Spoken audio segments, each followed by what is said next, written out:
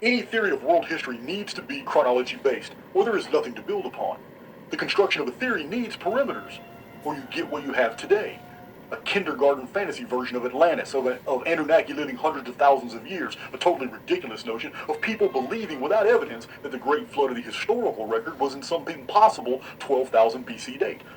All of these can easily be disproven by a simple review of the chronological references we have preserved from ancient writers. Without a workable timeline backed by solid sources, a theory of world history is just an amorphous data cloud that will blow in any direction that you fancy. Finally, we can talk like adults. I hate lying. I do. It exhausts me. We have examined the Anunna chronology and found that it involved the belief in a lost star, a lost world, and a people who became lost, but were regarded by others as gods. This 600-year timeline involves the journey of worlds, planets, away from a dying star. The construct, in between everything and nothing. Welcome to the Creator. Star, Nemesis, to the present Sol system. We have learned that our own world, Earth, is itself an intruder planet. It was followed here by the first world, Apen, or Phoenix, then the Moon, and last in the historical record appeared the Nemesis X object. Many today call it Nibiru. This timeline is verified by many species of analysis, and we will not revisit those here. My videos are for those who seek to earn the truth, not have it given to them. Clever monkey. We found in this chronology a problem with the destroyed binary solar system, planets catapulted from the dying sun to the younger Sol. This is referred to as the Anunnaki chronology because of the actual historical references in the Near East texts of the Anunnaki being associated to the stars, to timekeeping, and to the specific number 600. In 4039 BC, a dead world from the Nemesis system was caught in Earth's orbit centuries after Earth first appeared here. This was the capture of Luna and caused the capture flood. Hundreds of millions of people died. Civilizations collapsed. Deja vu, right? You can't beat time. This rewind is happening faster than you can blink. Deja vu, right?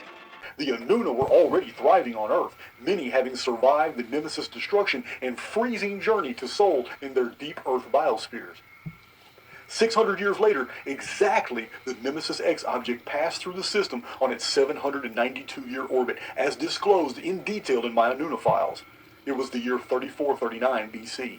The Anunna, led by Enki, entered the historical record, and while the sensationalists assert only the later Babylonian superstitions of the Anunna descending from the stars, this was only half true. In distant antiquity, the Anunna did enjoy space travel, but in the historical record, in 3439 BC, the Anunna, led by Enki, arrived by ships on the watery seas. Copying this history in Babylon, the Jews understood the chronology in their own copies, and they called Enki by the name Enoch. Call me an optimist, but this could all be for the best. This is why the biblical date for the birth of Enoch is the same as the arrival of Enki. It is the 35th century BC. But this arrival was not accidental. This was 600 years after the capture flood caused by the moon. Now, in 3439 BC, Nemesis X object passes close by, and it kills a third of the human race in flooding, which is called the Gihon flood, for which I have revealed in prior videos, posts, and published books. The American civilizations of the Anunna were totally wiped out, and this is why fleets of males appeared all over the old world in the infancy of Sumer, Egypt, Urartu, Anatolia, Harappa, the Yangtze Valley in China, and the Urubamba of South America. 600 years later, we have the beginning of the Anunnaki dynasty starting at Bad Tabira, the 7 kings of Sumer, in 2839 BC, and the birth of the hero Noah, who was the progeny of a union of gods and men. 600 years later, we have the epic and worldwide renowned Great Flood. The Anunnaki system marks the appearance of the moon, which caused a cataclysmic flood. Then the appearance of the Nemesis X object to cause the Gihon flood. Now the chronology marks the Great Flood of Noah in biblical infamy as the year 2239 BC. And true to form, it is another object from the dying Nemesis system that causes this most terrible of flood catastrophes. It is the Phoenix. The Earth, the Moon, the Nemesis X object, and the Phoenix. These are the themes of the Anunnaki chronology. I know some of this will be difficult for you to hear. After everything you went through, all that pain and suffering, only to learn the world doesn't end when you do. Surprise. I was there when you died. The flood date of 2239 BC is not in question anymore. With so many ancient citations, scientific reports, chronological calculations, the traditional evidence, chronometrical references in the architecture of the Great Pyramid of Giza, or modern mathematical scrutiny that's found in my videos and books, I am no longer compelled to attempt to convince anyone of this truth anymore. In fact, we can set aside every single piece of evidence and proof we have that the Great Flood was in 2239 BC and just simply rely on the Phoenix chronology of 138-year resets, mud floods, and cataclysms, and still we get 2239 BC as the date of a vast destruction. I kept such a close eye on you, and still you found a way out. Clever monkey using that modal. In 2239 BC, every civilization on Earth suffered a reset. The fact that it was widely remembered as the single worst catastrophe in human memory should not be surprising once we realize that it is the nexus that connects the Anunnaki neurochronology of 600-year periods to the 138-year appearances of the Phoenix. That the Ner system and Phoenix chronology converge on this fateful year necessitates a closer examination of how these two systems interface throughout the centuries and millennia after the flood. I said to myself, here is the anomaly of anomalies. It is my position that these are simulated protocols designed to preserve situational truths while appearing random and even natural. They are anything but. I will show that not only are these a part of the simulated holography masked as history, but that by carrying out the full program timelines of 600-year periods, 138-year periods, and 792-year periods of the Nemesis X object, as we have preserved their appearances and effects in the historical record, not only will it become obvious that we can predict the next series of events that will occur in our lifetimes today, from 2022 onward, but if the history and future of the world is structured as a holographic simulation, then the present is all simulated as well.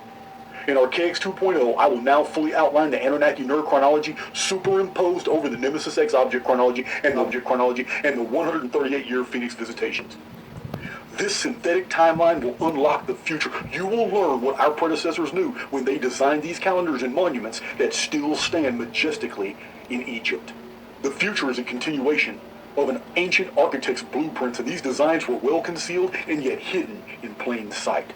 The template of tomorrow has always been with us. From distant times in the records of the Anuna, it was always known as the Tablet of Destinies.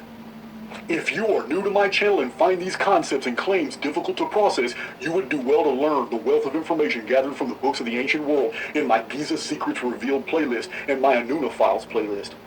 Then you will be ready for my Phoenix Resets playlist. These three playlists contain 100 videos that will forever change what you thought about the history and the future.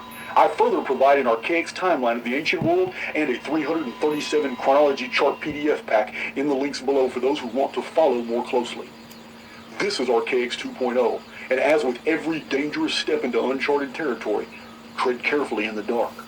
Artificial Intelligence X has never yielded forth its secrets willingly. Demonstrate that the ancient calendars we have today were initiated by events connected to and as a result of the Nemesis Cataclysm. The first chrono marker in this study is from 5239 to 4639 BC. Now this is a 600-year period. 600 years is a long period of time. A lot can happen. 600 years ago was the year 1422 AD, when less than 1% of the world's population could read, and 90% of the people alive had never ventured more than 5 miles from their place of birth. It was 185 years before the Pilgrims landed on Plymouth Rock, and 569 years before the internet. 600 years is a very long time. In just 200 years, we went from horse and buggy to cell phones, from coal-burning stoves to nuclear reactors. And the history of our world is complex, and much evidence exists that we have been technologically advanced a few times in the past.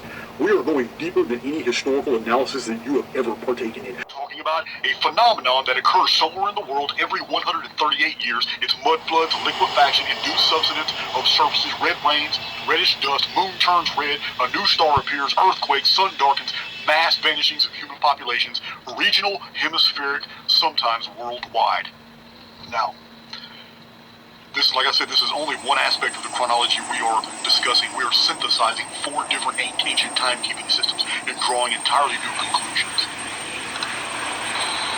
Here's the chronology of the Nemesis X object. Many people like to call it Nibiru.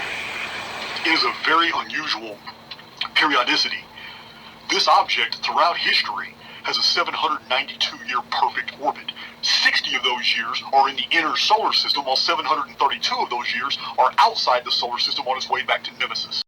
But the Mayan long count ends in 2046, like so many other systems. It begins in 3113 BC with a major impact event that happened in the Western Hemisphere. It's the Anuna neurochronology. It's 600-year periods known in antiquity as the Great Years. All 600-year periods are denoted here.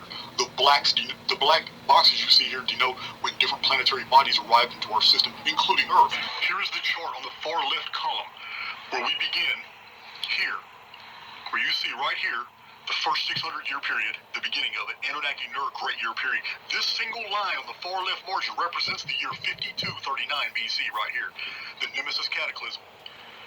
This is when the Nemesis Cataclysm occurred. We had 2 suns.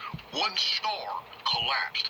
Nemesis implodes, sending Earth, Luna, the dark satellite, Nemesis X object, Electra, and Phoenix hurling toward the other sun, which we know of as Sol, our present star.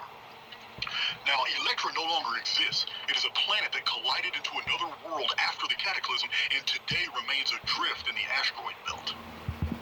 Interpretation. Instead, I offer you a real and demonstrable orbit of the object called Nibiru by Sitchin, but probably known by many other names by the ancients. I prefer Nemesis X object, but I will use Nibiru to prevent any confusion. My published works on the subject contain the source materials. Please remember, as shown in our prior Anuna Files videos, long before Zechariah Sitchin was even born, in the 1890s, scholars, translators were already debating about Nibiru, having found it in many Akkadian texts, whether it was another name for a known planet like Mars or Jupiter, or if Nibiru was a hitherto unknown world. The academics were questioning as they did not know. Also shown in several videos, in 3439 BC we have the first historical recorded appearance of the Anunnaki, exactly 1200 years before the flood. This is also the first appearance of Nibiru. Primitive population of Neolithic humans reduced by a third in massive flooding quakes remembered in the Jasher and the Haggadah writings as the Gihon flood. In this year, the Anuna, the Anunnaki, the Watchers, Enki, Enoch, they all appeared and began building Technolithic structures in what later would be called Egypt. This was 1,200 years, or 432,000 days on a 360-day calendar before the flood of 2239 BC. Now, Nibiru exited the inner solar system orbiting Sol. That Nibiru appeared in these days and killed 1/3 of humanity is not without significance, as we will see in the later records of the apocalypse. In the book of Jasher records, it reads that in the days of Enosh, the Lord caused the waters of the Gihon to overwhelm them, and he destroyed and he consumed them, and he destroyed a third part of the earth, and there was no food for the sons of men, and the famine was very great in those days. Hebrew tradition holds that there were many earthquakes, drought, and famine in the days of Enosh, and in the Jewish Haggadah text, we find that this flood in Enosh's day occurred long before the flood of Noah, about God's descending from the heavens and starting 4 different races of men. The holy tablets by the scholar Diop, fragments borrowed from the Sumerian, Babylonian, Akkadian texts, indicate that the Anunnaki were imprisoned on Nibiru, but were able to get to Earth only during a 60-year period. This means that the Nibiru object stays in the inner solar system for 60 years before vanishing back out toward the star Nemesis, the dark star. And Professor Diop is precisely correct.